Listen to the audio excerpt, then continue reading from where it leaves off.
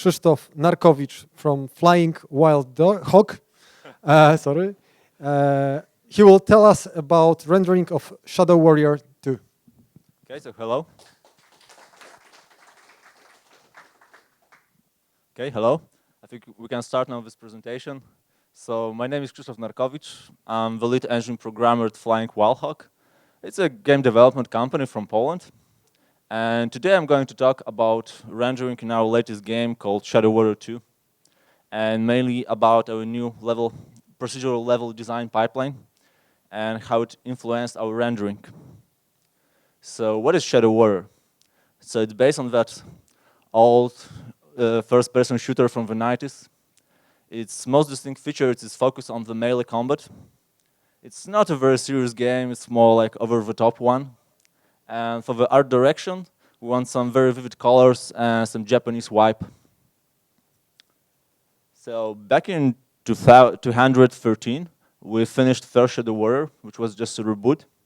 And it was just a standard corridor shooter style game. And for the sequel, we wanted to do something different. We wanted to do a looter shooter style game. And we also wanted to add tons of content. So instead of doing just 10 weapons, we wanted to do 70 weapons. Instead of doing 10 enemies, we wanted to do 50 enemies. We wanted to add some co-op, we wanted bigger levels, we wanted some vertical gameplay, and so on, so on. So basically we wanted to add just tons of content, but we didn't want to scale our team accordingly. As I guess all of you know that if you start scaling your team too fast, all kinds of very bad things may happen.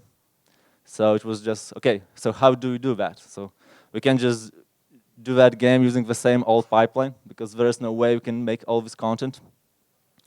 And here comes the procedural generation to the rescue. Basically, our gameplay team had this idea, okay, let's just create some chunks of the level manually, and then let the computer to assemble that into full levels. And let's do that at runtime, so during the level loading. So let's look at our pipeline. We start from something we call blocks. Those are basically 200 meter by 200 meter square parts, which are randomly rotated and connected together. And there are two kinds of blocks. We have gameplay blocks, basically the blocks where the player can move, and the background blocks, which are used for distant forests, distant mountains, basically all kinds of vistas. But there's one problem. So how do we connect those blocks? You can't just, end every block with a flat edge and the same texture. So to do that, we have these small blue pieces, which we call connectors. We just insert them between the blocks, and they're kind of like gates or teleports and other stuff. And we also have smaller blockers, which we call connectors. We use them to shut off the unused entrances to our level. And there's another source of randomization. Here you can see 4 screenshots from the same block, from the same point of view. And we can enable and disable some random layers. So for example, here you can replace bridge by a destroyed bridge. You can replace a river by a park or by some buildings. You can add some trees, remove some trees. You can shut off entrances to some buildings, and so on. And the final part is weather presets. It's basically a set of lighting settings together with some post-processing settings and some weather settings, like falling snow or falling rain. And that's basically all for the theory. Obviously, in the practice, it wasn't such a smooth ride. And especially our QA department hated this new pipeline, because now they had to test all these tons of different variations. And also the level designers and level artists, they lost some control over specific levels. So, but let's go back to rendering. So what does all this mean for the rendering? So first of all, now we have dynamic lighting and we have dynamic geometry. So basically all our standard algorithms, they don't work anymore. So we can bake lighting, we can bake environment maps, we can bake ambient occlusion, we can use pre-computed radiance transfer, and so on. And so we need to solve that somehow. And moreover now the graphic artists, they can't tweak lighting or they can't hack exposure for a specific view. So our rendering just need to be robust enough just to work without any hand holding.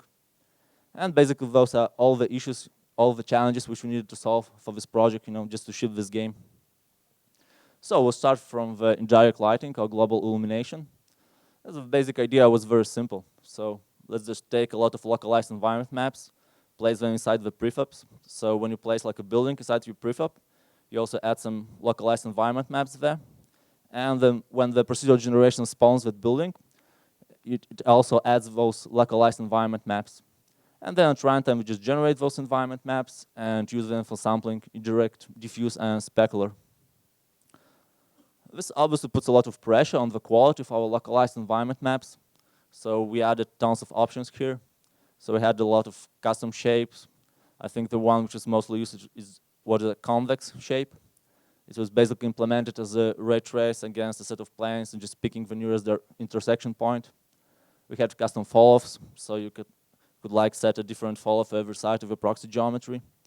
And we had a custom capture point, which is pretty important because you want to place that capture point like 2 meters above the ground, where the camera is usually located, to maximize this useful resolution. And we also pre-filter those environment maps using some importance sampling. What's interesting that we do that at runtime, so we just can't throw too many samples at that.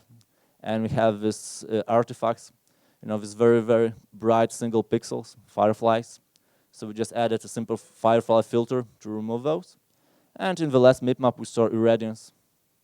And here on these diagrams below, you can see how do we sample those. It's pretty simple. We just shoot a ray against the proxy geometry and just sample the environment map accordingly.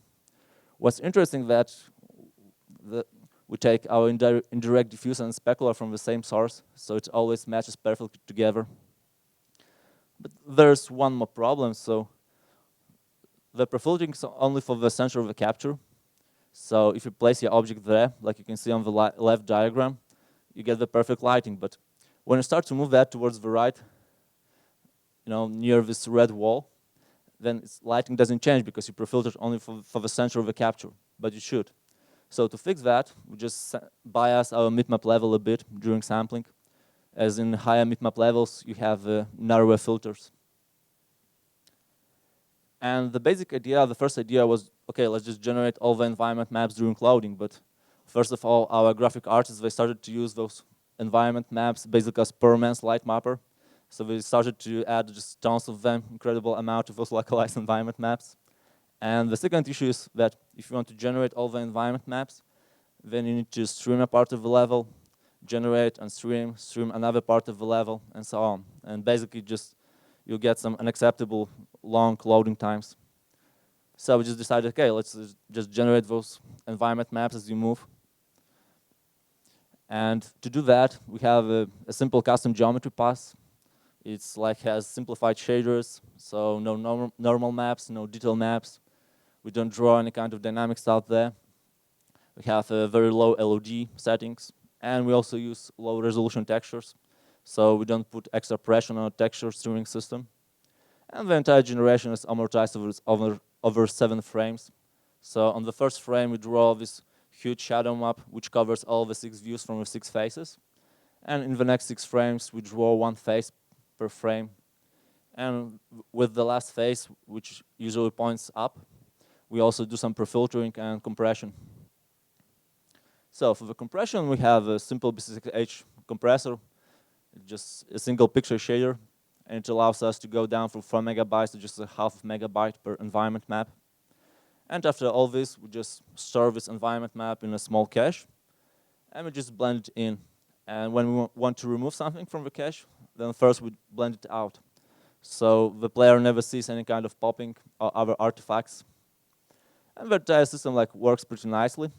It's like below 1 millisecond of GPU load, and it's really like the worst case. And keep in mind, we are 30 FPS title, so it's not a big issue for us. And usually don't have to generate anything, because usually just you have everything in cache already. So, and kinda it works. Obviously you won't get, this quality of properly baked offline light maps. But you have some indirect diffuse, you have some indirect specular. So, okay, so let's move to the next challenge. So what about the ambient occlusion? So for the micro scale, we have some cavity in our textures. For the macro scale, we have SSAO, which is kinda okay. Or maybe it's not okay, but it's just better than nothing. But what about larger scales? So what about buildings? What about dynamic characters? So for the buildings, we have a similar solution as for our environment map for our global illumination. So we just place some analytic shapes inside our prefabs, and then at runtime, we just compute ambient occlusion. But what about dynamic characters? So this is especially important now when our graphic artists, they can't control, the specific lighting for a specific scene. So often you may have a situation like here, where the enemies are standing in full shadow, and they don't cast any kind of shadow on their own, and they look like if they are just levitating above the ground. Thankfully, in 2013, there was this very nice presentation by Michał Iwanicki about the light maps in The Last of Us. And he had this idea, okay, just let approximate the characters using some ellipsoids, trace some cones against those ellipsoids, compute the occlusion, and you have this nice indirect capsule shadows. And that was interesting that in The Last of Us, they had directional light maps. So for every point of the surface, they had this most important direction of indirect lighting. So nowadays, we obviously don't have SPUs, as all of this was computed on the SPU. So we just do that on the compute shader. Instead of using the ellipsoids, we use capsules, which are just more handy for graphic artists. And those aren't like real capsules. Those are more like those hacky capsules, which people used back in the old days, for doing line lines or tube lights. Basically, as you can see on this diagram, just take a sphere, which is inside this capsule. We move it so it's nearest to the evaluation point, and then just trace a cone against the sphere, which is much easier to do than, tracing a cone against a real capsule. And finally, we don't have any kind of light maps, so we just do a fake cone direction. It's basically there are two rules. So first of all, we always want to have some shadow on the ground, and the second rule is we always want to have that shadow to the opposite direction than the main shadow, so there is no kind of double darkening. Now let's talk a bit about the implementation. So what's interesting about the compute shaders that often it's better to separate your compute shader into separate passes instead of doing that just in a single big compute shader with, with the help of shared memory. And we do that in 4 passes. So we start from some shared pass where I compute the tile depth ranges for calling, and shared among many stuff like volumetric fog and so on. In the second pass, we do some color style calling. So we basically just test first room AABB against some bounding spheres of our counts. And we bit back the results into a small random target.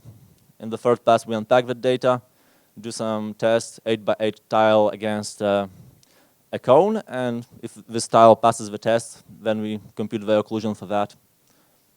And finally, we need to upsample our results, as we do everything in the half resolution. For that, we have a bilateral upsample pass, which is again shared. It's shared with stuff like SSAO. And here you can see some results. Hopefully, you can see that. So there are now these very nice soft shadows below the characters, and they are now nicely grounded into the scene. Okay, so let's talk about something different, so about the gore. So as I mentioned in the beginning, the melee combat is very important for our game. And to have good melee combat, we want to have good gore, a good response. So in the first game, we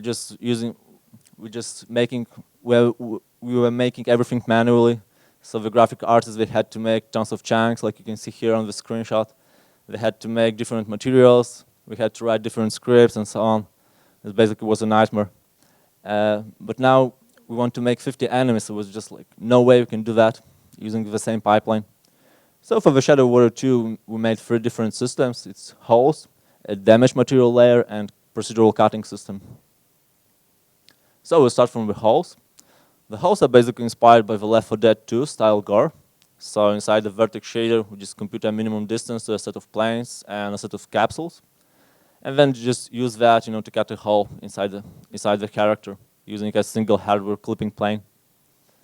And it's mainly used for gun wounds, like you can see here on the screenshot. You can blow off this huge hole inside the chest of the enemy. But it was also used in different strange ways. So for example, the gameplay used that for teleports. They just took 2 cutting planes, one moving top down and one moving bottom up. And we have a damage material layer. It was quite important for this game because now we have looter shooter style game. So there are different types of damage like fire, electricity, acid, and so on. And wanted just to be able to apply them, to any character without making special materials. So basically, every shader just have this option, to add the stop material layer with this damage type, and just a standard vertex mask height mode blend. And now the coolest system, so the procedural cutting. Here the full credit goes to Jarosław Pleckott and Jacek Miążkiewicz, the guys who did this. And the basic motivation behind that was to do this, we want to have the cuts exactly where the katana went through the body of your enemies, or a chainsaw katana, which is actually a thing in our game. And it was also used to automate some gun wounds, so you can shoot off an arm of your enemy, or for explosions, where basically cut the enemies into small pieces and just set them flying. So how does this thing work? So we start from something we call cut bounce. This is this volume on the upper screenshot. It basically allows the gameplay to decide if this cut can happen or not. Because, for example, if you have an enemy who has a lot of hit points, you just don't want to split him into the middle, with the first blow. And then we do the cutting. It's quite simple. We just take a plane and separate the mesh into two parts. So one part on the left side of the plane and second part on the right side of the plane. And we do that in the T-pose, as if you do that after skinning, then you may get some nasty things like self-intersecting geometry and so on. And now we arrive at this screenshot, which is on the lower left screenshot. We have this cleanly cutted mesh with this hole. So we just tessellate this hole, and we also tessellate it so it will be later possible, to skin it properly. And finally, if there was some attachment nearby, like a chain or some piece of cloth or something, we need to drop that on the ground. And the next step is to vertex and mask a blood layer around. You can see that on the lower screenshots. Like on the left, you can see this seam between the cut and the rest of the body. And on the right, it's with this unmasked blood layer, so it's nicely hidden. And you have this very nice smooth transition. And finally, we classify our parts. So if it's a small part like a finger, then you just remove all the skinning and just spawn as a static mesh with some static collision. But if it is a larger part, like the rest of the body, then we cut the ragdoll and we reskin the new vertices using some envelopes. So, and some miscellaneous things. So for this project, we started to use this old, new, old formats, like for example, BC7 for textures. It's quite handy for things like storing your encoded normal maps together with roughness. This is not only good, for just for saving some memory, but also it's nice because now when this data is coupled together, it's very simple to do things like toxic pre-filtering. And we also moved away from the 64 HDR render targets toward 32-bit ones, specifically the 1110 float. It's really great, if you pre-expose, so if you pre-multiply all your outputs from the shaders by a previous frame's exposure, and you also add some differing on top. And it's not like a life changer for the PC or for the PS4, but for the Xbox One, we have this limited ESRAM memory. It's just incredible, because now you just can double the amount of render targets in ESRAM memory and get some really nice speed-ups. We also started to use a lot of layered tiled materials, and basically this kind of materials where all the graphic artists love them and the programmers don't, because they're usually just very slow. And our take on that was, okay, let's just put some textures inside the texture array and read some weights from a vertex color from a texture. And inside the pixel shader, we just pick two most important materials, blend them, renormalize the weights, and blend them. This actually means that sometimes you get the seams where more than 3 materials meet, but on the other hand, you always blend, you never blend more than 2 materials. So the performance is great. So I think overall it was a very nice trade-off. And we also started to use a lot of volume or deferred decals. We invested a lot of time here.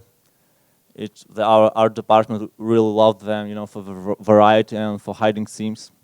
We have tons of custom shapes. So, for example, we have a cylinder which is used for spawning leaves around trees. We have custom fall-offs, which is really nice for doing stuff. Like, for example, you can project your snow top-down, but set up the angle follow from the right side, so you get the snow on the right side of the object. We have different custom output modes, so you can override normal, blend normal. You can output, a specific set of properties, like for example, just emissive. We can output weather properties, for example, wetness, which will be later used, to spawn some puddles there. And we have some word space noise masks, which are really nice, to add some extra variety to your decals. And also different blending modes, like a height map based blend. So, okay. So let's go back to our challenges. So what about the automatic exposure? So, how to do that, robustly. So let's look at those photos at the bottom. What options do we have here? So we can expose the interior. It's kind of like the interior looks okay, but most of the scene is just fully white. It doesn't make any sense. We can expose for an average, which is like the standard approach, but neither the interior or exterior now looks good. Or you can expose for the exterior, and now the interior is just too black, but on the other hand, you see most of the scene has this nice detail. You see there, everything is properly exposed. So the basic idea behind our automatic exposure was, okay, let's just find this dominant lighting condition and just expose for that.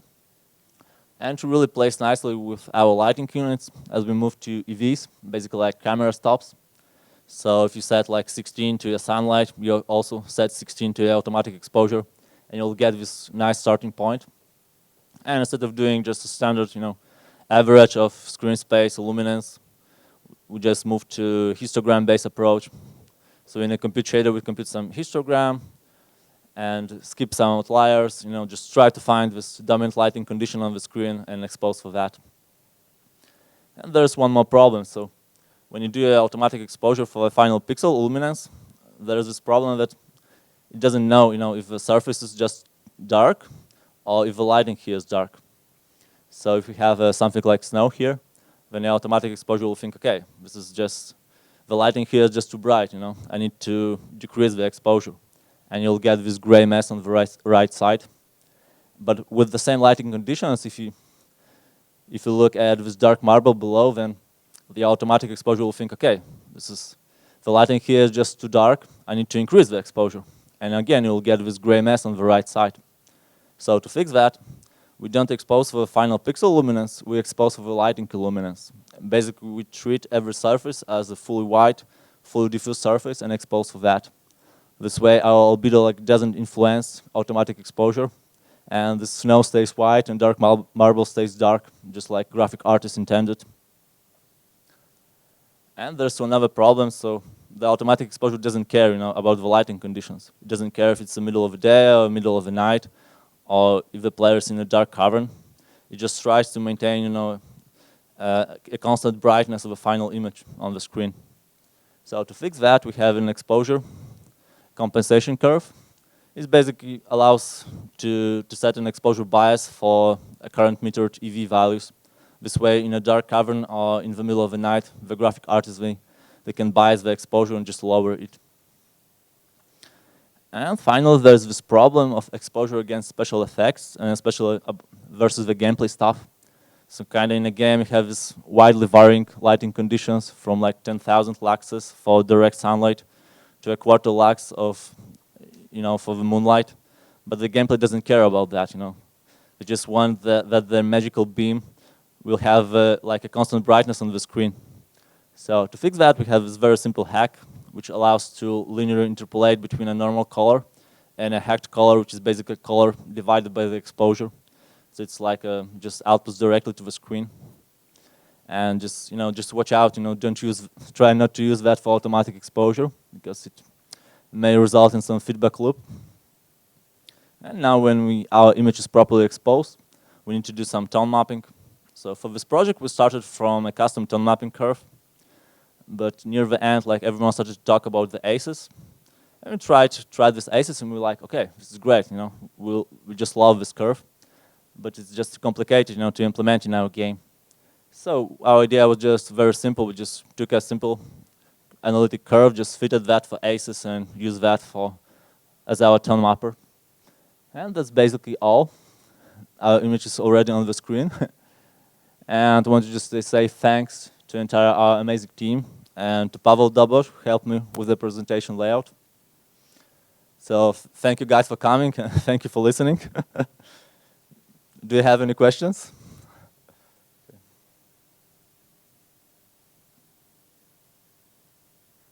Please. Okay.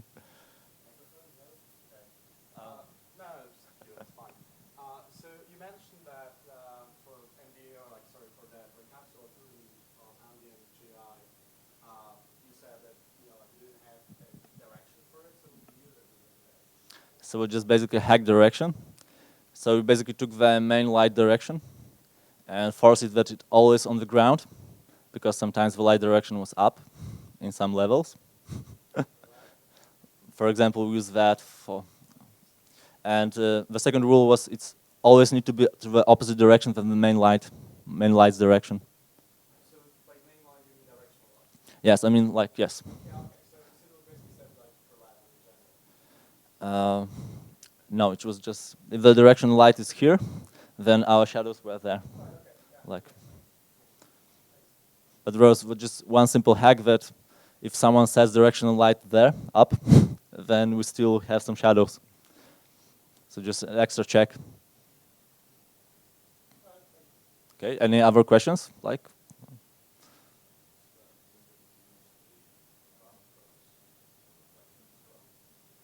Sorry? Yeah, sure. We use the props both for reflection and for the diffuse. The same props. Yes.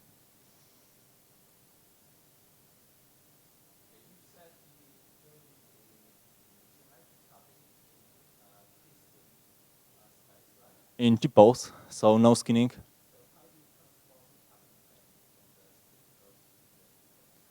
Just the place where the sword hit at the body. So just that point and direction. Yeah.